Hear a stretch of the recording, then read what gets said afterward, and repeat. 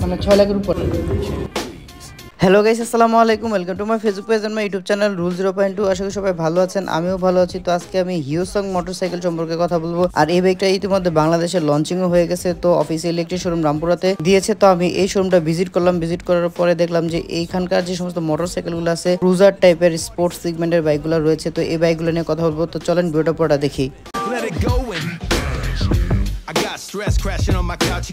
Basically কয়েক মাস আগে কিন্তু ইফাত গ্রুপ রয়্যাল এনফিল্ড বাংলাদেশে নিয়ে এসেছে। আর রয়্যাল এনফিল্ড কিন্তু হায়ার সিসি বাইক, আর এটা কিন্তু টুরিং বাইক বলা যায় এবং ক্রুজার টাইপের বাইক। তো ওই হিউসং বাইকটা কিন্তু one kind of royal Enfield এর মতো ডিজাইনিং করা। তো আমি এই রামপুরাতে দেখলাম যে এটা শোরুম উদ্বোধন করছে অফিসিয়াল। আর এই বাইক টায়ার সেগমেন্ট কিন্তু অনেক বড় টাইপের, আর এটা টায়ার কিন্তু 150 সাইজেরও রয়েছে এবং 160 সাইজেরও টায়ার রয়েছে। আমি দেখে কিন্তু লিটারলি অবাক হয়ে গেছি। হিউসং বাইকটা কিন্তু সাউথ কোরিয়ান একটি কোম্পানি, আর এই বাইকটি কিন্তু লঞ্চিং শুরু করছে তাদের 1978 থেকে। বাট বাংলাদেশে কিন্তু ওই রকম ভাবে এটার প্রচলন ছিল না। তো ইতিমধ্যে কিন্তু বাংলাদেশে এই বাইকটা চলে এসেছে। তাদের কিন্তু 250 থেকে শুরু করে 350 সিসি পর্যন্ত বাইকগুলো রয়েছে এবং এটার ইঞ্জিন কিন্তু ডাবল সিলিন্ডারের। আমি দেখলাম তাদের কিছু কিছু মডেলের ভিতরে চেন স্পকেটের বদলে কিন্তু রাবার বেল্ট ইউজ করা হয়েছে। আর তাদের ম্যাক্সিমাম বাইকে কিন্তু ক্রুজার টাইপের এবং স্পোর্টস সেগমেন্টের।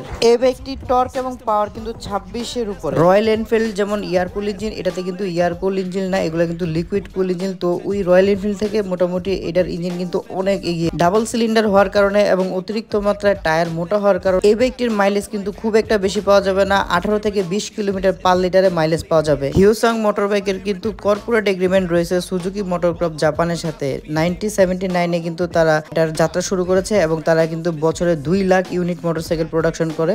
স্পেশালি এই ভিডিওতে এখন যে বাইকটা দেখতে পারতেছেন, এটা কিন্তু সবচেয়ে দামি বাইক তাদের। আর এই বাইকটার স্পেশালিটি হচ্ছে এই বাইকটাতে কিন্তু সামনে পিছনে দুই জায়গায় 4K ক্যামেরা বসানো আছে। আপনি কিন্তু ব্লগিং যদি করতে চান কিংবা ব্লগার হয়ে থাকেন, সেক্ষেত্রে আপনার কিন্তু নতুন করে কোনো ক্যামেরা কিনতে হবে না, কারণ এটার ফুটেজ দিয়ে কিন্তু আপনি ইজিলি ব্লগিং চালা যেতে পারবেন। মিটারটা কিন্তু ফুললি ডিজিটাল মিটার ব্যবহার করেছে এবং এই মিটারে কিন্তু আপনি ইউটিউব ফেসবুক ও ব্রাউজিং করতে পারবেন এবং আপনার করা যে ভিডিওগুলো থাকে ভিডিওগুলো কিন্তু এই মিটারে দেখতে পারবেন। যেহেতু এটা হচ্ছে TFT মিটার, আমি জানি না বাংলাদেশের মার্কেটে এটা কতটুকু গ্রহণযোগ্যতা পাবে। বেসিক্যালি তাদের শোরুমে গেছিলাম বাইকটা দেখার জন্য এবং বাইকের ইঞ্জিনের সাউন্ডটা শোনার জন্য, বাট ইঞ্জিনের সাউন্ড তেমন একটা আমার পছন্দ হয়। তাদের বাইকের প্রাইস রেঞ্জ কিন্তু 3.5 লাখ থেকে শুরু করে 6 লাখ টাকা পর্যন্ত তারা নির্ধারণ করেছে। যদি অফিসিয়ালি লঞ্চিং এখনো করে নাই, বাট এরকম প্রাইসের হইতে পারে, তারা কিছুটা ধারণা দিয়েছে। আপনারা চাইলে এসে এই শোরুমটা ভিজিট করে দেখতে পারেন এবং তাদের বাইকের আউটলুক এবং যেই গেটআপটা থাকে পুরো চমৎকার। যারা ক্রুজার টাইপের বাইক পছন্দ করেন তাদের জন্য কিন্তু পারফেক্ট চয়েস হতে পারে এই বাইকগুলি। আর এই বাইকের ব্রেকিং এবং কন্ট্রোলিং নিয়ে কিন্তু বলার কিছু নেই, কারণ যেই সেগমেন্টের টায়ার এবং ব্রেকিং সিস্টেম ব্যবহার করেছে এটা ভুলেও কোনো সময় স্লিপ করবে না, আপনার রাইডিং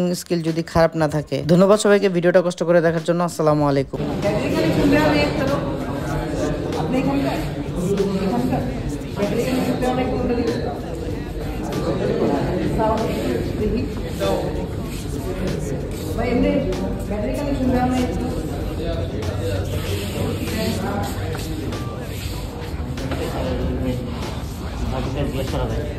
ব্যাটারি আছে? হ্যাঁ, ব্যাটারি।